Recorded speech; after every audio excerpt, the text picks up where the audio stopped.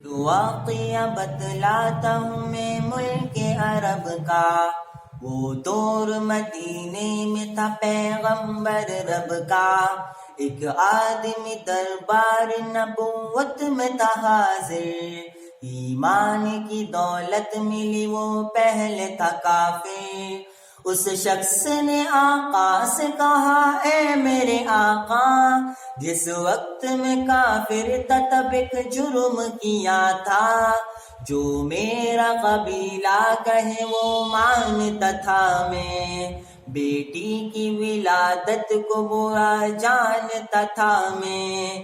گھر میں میرے پیدا ہوئی ایک پھول سی بچی، پر میں نے ہی اس کو اپنی بے عزت سمجھی۔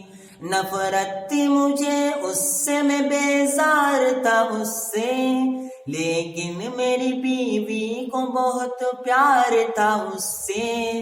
اس بچی نے عزت میری ہر سمت اچھالی، بیٹی کی ولادت پہ مجھے ملتی تھی گالی۔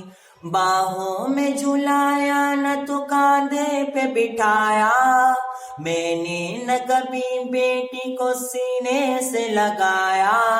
چاہت ہی نہیں تھی کوئی الفت ہی نہیں تھی، سینے میں میرے اس کے محبت ہی نہیں تھی۔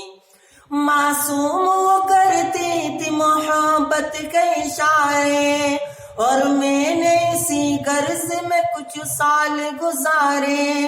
میں سوچتا رہتا تھا اسے مار ہی ڈالوں، کھوئی ہوئی عزت کو پھر ایک بار میں پالوں۔ ایک روز اسے لے کے نکل آیا میں گھر سے، وہ بچی بہت خوش تھی میرے ساتھ سفر میں، فرمائش کرتی رہی وہ سارے سفر میں، جاگی نہ محبت ہی مگر میرے جگر میں۔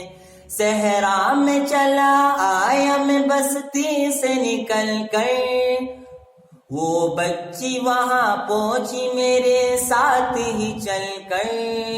سنسان جگہ دیکھ کے سرشار ہوا میں، اس بچی کی تدفین کو تیار ہوا میں۔